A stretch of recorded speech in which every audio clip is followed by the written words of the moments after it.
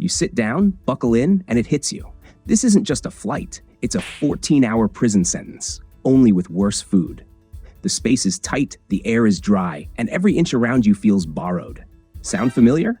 But here's the good part. It doesn't have to stay that way. With the right choices, you can step off that plane feeling tired, sure, but not wrecked. And that's exactly what we're diving into today. No upgrades, no magic passes, just smart moves seasoned travelers swear by. Stick with me till the end, because one small change could save you hours of misery. And it all starts before the wheels even leave the runway. Because once you're locked into the wrong spot, every other trick, snacks, headphones, neck pillows, only goes so far. That's why the first move that matters is simple. Your seat doesn't just decide comfort, it decides whether this feels like a flight or a hostage situation. Pick wrong, and you'll spend 14 hours pinned between strangers, wondering why you didn't just drive. Most economy tickets let you pick a seat as soon as online check-in opens. The catch is timing. Some airlines open the window 24 hours out, others 48. Wait too long, and the decent options disappear. Set an alarm like you're scoring front-row concert tickets, not shuffling in with boarding group C. And don't just click the first open square on the seat map. Use tools like Aerolopa to see which rows don't recline, which seats are boxed in by the galley, and which spots secretly have extra legroom. When it comes to picking, window seats are a lifesaver if you want sleep, no bathroom traffic, something solid to lean against. Aisles are best if you like moving around or stretching your legs. Exit rows? Great for space, but you'll lose underseat storage and get fixed armrests. And the underrated choice? Back row seats that still recline. Nobody behind you to complain when you lean back. Bottom line, comfort begins with the seat you claim. Nail that choice, and the entire flight shifts in your favor. And if that feels like insider knowledge, the next hack will surprise you even more. You know that moment mid-flight when you stand up for the bathroom and your legs feel shrink-wrapped? You shuffle like a robot, ankles stiff, wondering how you aged 30 years somewhere over the Pacific. That's when compression socks flip the script. They don't look stylish, but slip them on and suddenly your legs stop plotting revenge. It feels like sneaking a cheat code into economy. And here's the bonus most people overlook. They're heaters in disguise. At 35,000 feet, the cabin can feel like a freezer. And keeping your feet warm tricks your body into thinking the whole ride is more comfortable. Flight crews even joke they can tell who packed socks by who's knocked out asleep halfway through the flight versus who's curled up, clutching the scratchy airline blanket like it's their last hope. Frequent flyers know this. If you peek around boarding, you'll notice the pros tugging on their compression socks right after takeoff. They're not doing it for fashion points. They've simply learned the hard way that landing with legs that feel normal is worth every ounce of prep. So, toss a pair in your bag. Put them on before you board, and forget about them until you land. Your legs will feel lighter, looser, and that's the perfect setup for the next move. Because once your feet are protected, the real question is, how do you keep the rest of your body from locking up when you're stuck in that seat for hours? Compression socks keep your legs from swelling, but they can't fix everything. If you sit frozen for 10 hours, your body will remind you, loudly. The good news? Just a little movement changes the story. Get it right, and you'll land looser, lighter, and way less cranky. That's why smart flyers sneak motion into their flights. No need for lunges in the aisle, but standing, stretching, and walking to the galley every so often makes a huge difference. On my last trip to London, I forced myself up every 2 hours, even just to refill my water bottle. And by the time we landed, I wasn't the one limping toward customs. Stuck in a window seat? You're not doomed. Tiny moves still work. Flex your toes, circle your ankles, lift one knee at a time. It's stealth exercise. Nobody notices, but your circulation does. Instead of scrolling past the wellness section on your seatback screen, give it a look. Some airlines quietly slip in short stretch routines that seem like filler until you've been sitting 10 hours and your spine feels like a question mark.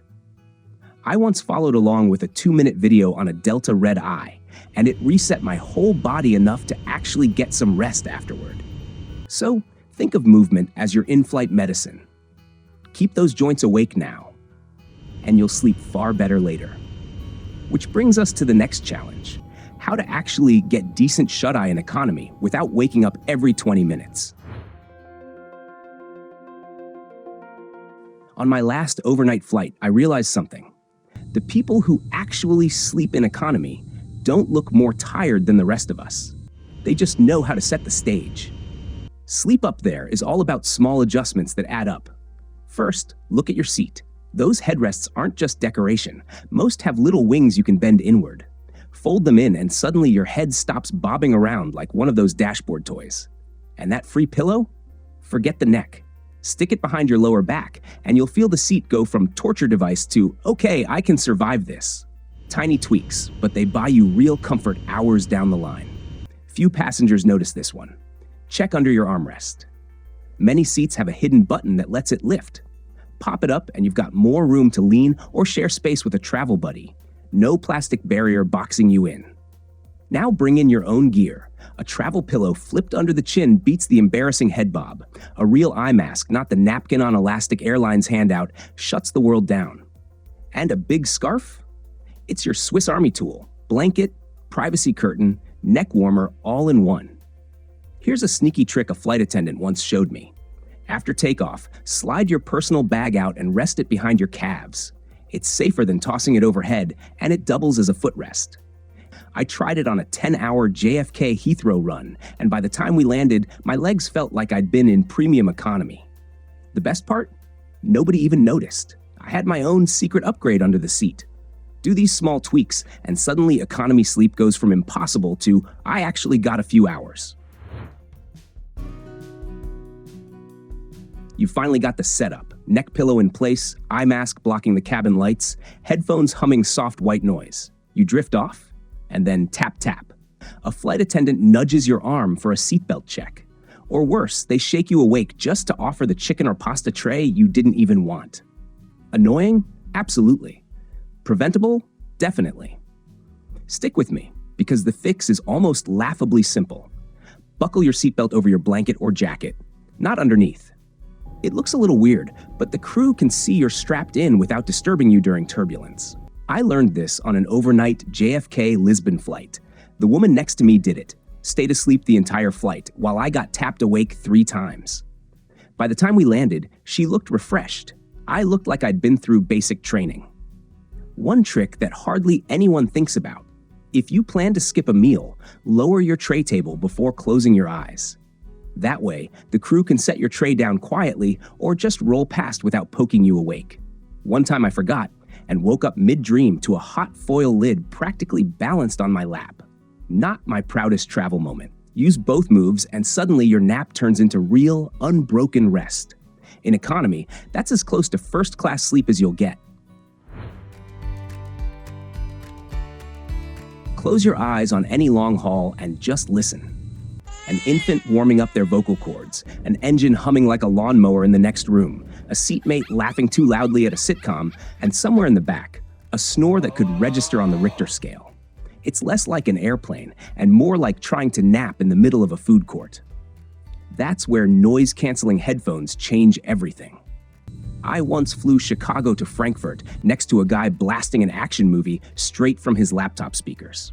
The whole row suffered, until I slipped on my ANC headset, hit play on some lo-fi beats, and the chaos collapsed into silence. Same flight, same chaos, but suddenly it felt like I'd stolen a little pocket of business class. Don't want the bulk? Earplugs can be stealth magic, if you actually know the trick. A fellow traveler showed me the roll, insert, hold method. Compress the foam, slide it in, wait 10 seconds while it expands. That cheap little move turned the roar of the cabin into a hush so soft I nearly forgot I was in economy. Some frequent flyers even stack the two: earplugs inside, light headphones over the top. Looks funny, works brilliantly. And here's the payoff. When you're not battling noise for 10 straight hours, you step off calmer, sharper, and far more patient. Quiet in the sky isn't luxury, it's survival. But sound is only half the fight, because even if you nail the silence, the wrong food or drink can still make your body rebel before you land. On a long flight, what you put in your body can decide if you land ready to explore or stumble out desperate for a nap. Get it wrong, and the cabin becomes a long, uncomfortable ride you can't escape. Let's start with the food. Airline trays always seem to appear at the worst possible time: midnight pasta, dawn curry. A friend of mine once told me about a Chicago-Tokyo flight where she sat next to a guy who devoured not just his own meal, but his partner's too. 6 hours later, he was pacing the aisle, clutching his stomach, while she nibbled on the sandwich she'd packed from home. Guess who felt better at immigration? The rule is simple: skip the heavy stuff. Greasy dishes, salty snacks, or eggs at odd hours can leave you bloated and uncomfortable for hours. Stick to light, low-salt foods that your stomach already knows, like a plain sandwich, a handful of unsalted nuts, or a soft granola bar. And don't rely on the free snacks from the cart. Crackers and chips only dry you out more in cabin air that's already drier than the desert. Now, drinks. A viewer once shared with me how she made the mistake of having 2 glasses of wine before a late-night flight to Europe. The result? 7 hours of pounding headache and 0 sleep. Alcohol and caffeine both rob your body of water when it needs it most. The smarter play is water, and not just a random sip now and then. Aim for about 1 cup every hour, or roughly 8 ounces every 60 to 90 minutes. It sounds like a lot, but spaced out through the flight, it keeps your body balanced, your skin less dry, and your energy steady. Want a small upgrade? Toss an electrolyte packet in once or twice. It's like giving your body a reset button midair. Eat light, drink smart, and you'll step off the plane feeling human, not like a wrung-out sponge. What about you? Have you ever had a food or drink disaster on a flight? Share it in the comments, because those stories are often the best lessons for everyone else. Holding your phone for 10 hours straight? Forget it. Your wrists will give out before the flight attendants even serve drinks. The smarter move is to turn that flimsy tray table into your own private movie screen. And the hacks? They're oddly creative. A pop socket on the back of your phone turns into a built-in stand. Simple, but solid. No pop socket? Flip your sunglasses upside down and suddenly you've invented the aviator theater. Some travelers even hang a clear plastic bag from the tray latch, drop the phone inside, and voila, budget seatback screen. And yes, that TikTok trick with the airsick bag wedged behind your phone case actually works. Silly? Definitely. Effective? Absolutely. Half the fun is that it looks like you're doing DIY arts and crafts at 35,000 feet. But here's the real upgrade. Save content just for the flight.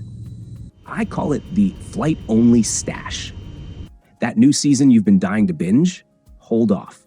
That podcast everyone's talking about? Don't touch it. When you press play midair, your brain links economy with something you've been craving.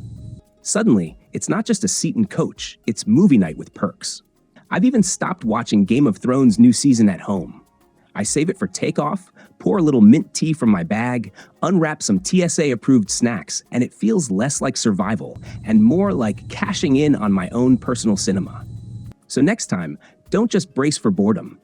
Build your own entertainment system. And speaking of bringing the right tools, the next tip shows why swapping that flimsy plastic water bottle for a proper thermos might be the smartest upgrade you'll ever pack. At security, you see the same thing every time. Passengers clutching empty plastic bottles, ready to fill them at the fountain by the gate. It works, but it's basic. Swap that bottle for a wide-mouth thermos, and you've just unlocked an upgrade most travelers don't even think about. Suddenly, hydration isn't a scramble. It's a strategy. Here's why. A good thermos pulls double duty. It keeps water icy cold for hours, or hot drinks steaming like you just poured them. A friend of mine once brought peppermint tea on a Boston-London midnight haul. She poured it mid-flight, and the whole row leaned over like, "Wait, how did you score that?" Meanwhile, I was stuck with my sad plastic cup, already lukewarm before the seatbelt sign even turned off. And the galley hot water? That's your secret weapon. With a thermos, you're not limited to tea. You can turn it into instant soup or oatmeal at 3 a.m. when the cabin feels endless. Nothing confuses your seatmate faster than you calmly eating hot miso while they're staring down another packet of pretzels. The bigger size is where it really shines. Instead of rationing 3 mouthfuls from a flimsy cup, you've got a proper supply by your side.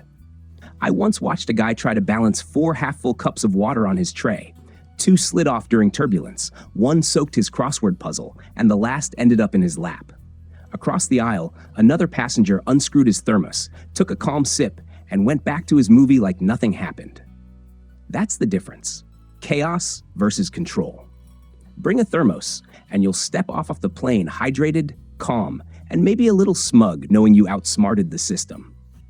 And speaking of outsmarting, next up is where to stash your most important stuff so you're not climbing over strangers every time you need something. One of the biggest rookie mistakes on a long flight is cramming everything into the overhead bin and then realizing 3 hours in, the stuff you actually need is locked up above your head. You either sit there frustrated or do the awkward aisle yoga, climb over 2 strangers, yank your bag down, and instantly become everyone's least favorite passenger. The fix? A small survival kit bag that lives under the seat in front of you. Not a second carry-on, just a slim pouch or tote that holds the things you'll reach for most. Headphones, snacks, charger, lip balm, maybe a travel toothbrush. Think of it as your in-flight command center. When I took my very first long haul, I made the rookie mistake. Every hour I was up in the aisle, digging into the overhead for a book, then a snack, then my hoodie. By hour 5, I felt like a zombie disturbing the whole row. And by hour 10, I was out of patience. After a few of those miserable flights, I finally wised up. Now I keep a small kit under the seat with only the essentials, and it's become my mid-air lifesaver. So how do you make that little bag actually work for you?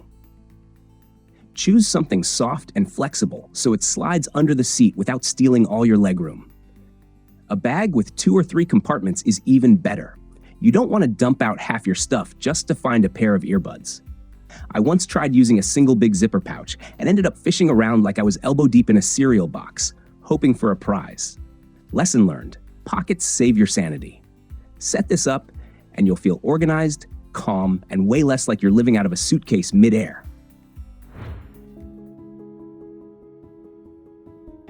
Here's something people don't notice until halfway across the ocean. Cabin air is so dry, it turns your nose into sandpaper, your lips into chalk, and your skin into a complaint form. You don't have to suffer through it. For your nose, a tiny, slightly weird trick works wonders. Dab a cotton swab in a thick balm or ointment, zip it in a little bag, and when that desert air kicks in, a gentle swirl inside each nostril calms everything down. A traveler on Reddit swore this stopped their mid-flight nosebleeds on a Denver-Munich haul. I tried the Q-tip rescue kit later and went from scratchy and sneezing to totally fine in minutes. Now the non-negotiable.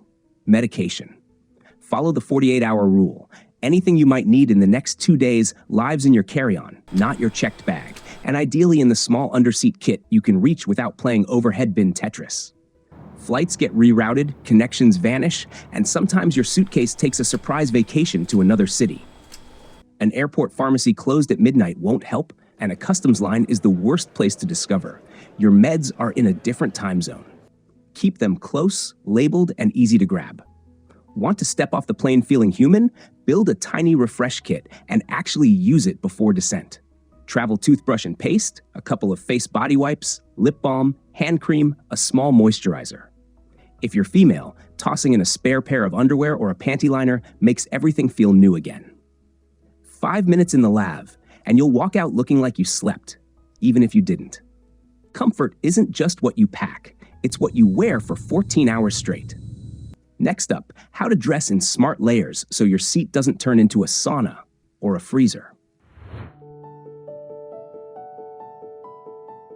The cabin is not a runway. It's a pressurized tube with recycled air where the temperature flips from freezer to sauna in under an hour. That outfit you thought looked sharp at check-in? 3 hours in, you're tugging at tight jeans and wishing you'd dressed like it was a Netflix binge on the couch. The pros know. Layers win. Start with something soft and breathable, joggers or loose pants that let your legs move. A light t-shirt underneath a hoodie or zip-up jacket gives you options when the cabin plays weather roulette. And the real MVP? A big lightweight scarf. Call it the Swiss Army knife of comfort. It's a blanket, a pillow, a neck warmer, even an eye mask in a pinch. One item that solves 5 problems before the seatbelt sign goes off. Now, here's what not to do. Skinny jeans, stiff belts, or outfits loaded with zippers and chains. They don't just squeeze you in your seat, they turn you into the person everyone dreads at TSA, setting off alarms while fumbling with buckles.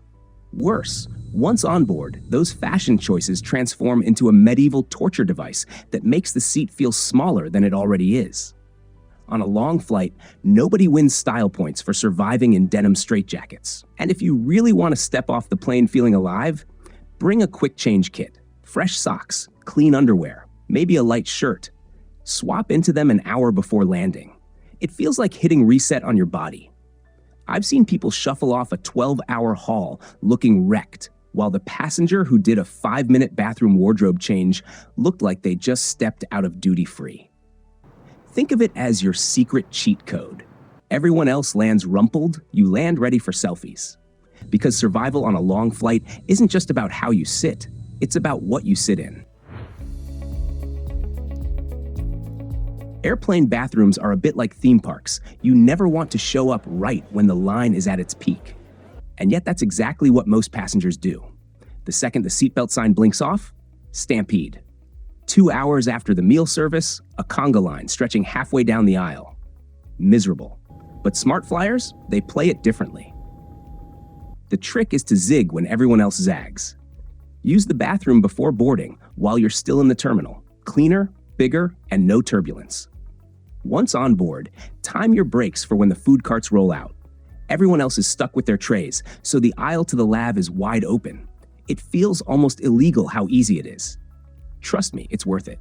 Go early, go when others can't, and you'll skip the lines, dodge the smells, and avoid doing that awkward bathroom dance in the galley. By the time the rest of the cabin realizes they need to go, you'll be back in your seat, sipping water and smiling like you've discovered a cheat code.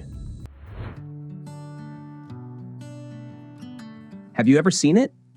A parent juggling a stroller, diaper bag, and a toddler who suddenly decides the jet bridge is lava. By the time they reach the seat, snacks are flying, the kid is wailing, and everyone within 3 rows is silently praying for noise-canceling miracles. Then, almost magically, the parent pulls out a tiny blanket or a favorite toy, and the storm calms in seconds. That's the real trick. Kids don't need luxury. They need something that feels like home.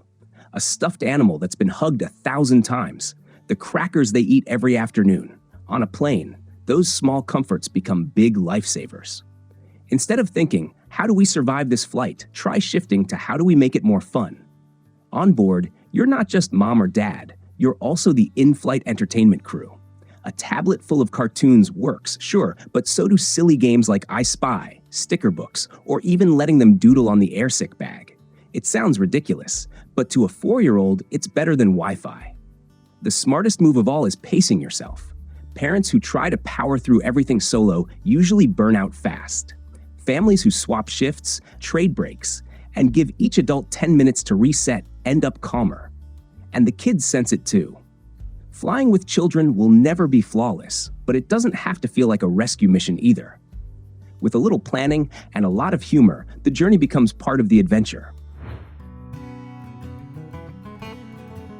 You've survived the cramped seat, the dry air, the questionable meals. Now comes the silent enemy waiting at your destination: jet lag.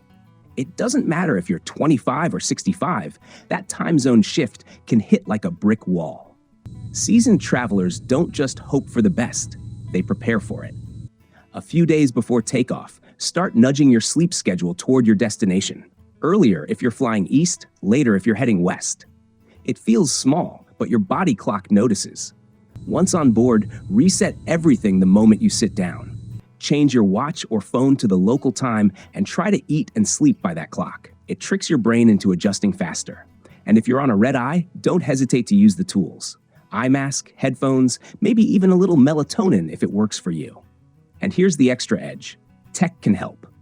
Apps like Timeshifter or Uplift give you a step-by-step plan. When to nap, when to seek light, when to avoid it. Sounds intense, but thousands of frequent flyers swear by them. Jet lag isn't unbeatable. It's just a puzzle. Tweak your schedule, hydrate smart, and use every trick in the book, and you'll land ready to explore instead of collapse. So that's it. Surviving a long haul in economy isn't about luck. It's about knowing the right moves. From the seat you pick to the snacks you pack, every small choice stacks up until the flight feels less like survival mode and more like something you can actually handle. If even one of these tips saves you from a stiff neck, a bathroom line, or a night of zero sleep, then you've already won. Because at the end of the day, nobody brags about how tough the flight was. They remember how they felt the moment they touched down. And you want that moment to feel like the start of an adventure, not the end of one. Now I'd love to hear from you. What's the worst long-haul mistake you've ever made? And what's the smartest hack you've discovered? Drop it in the comments. I read every one. If this saved you from sore knees or from fighting for the bathroom line, give it a like. Share it with that friend who always books the middle seat, and hit subscribe so you've got backup on your next flight. Thanks for watching, and may your next flight be smoother, quieter, and just a little more comfortable. Safe travels.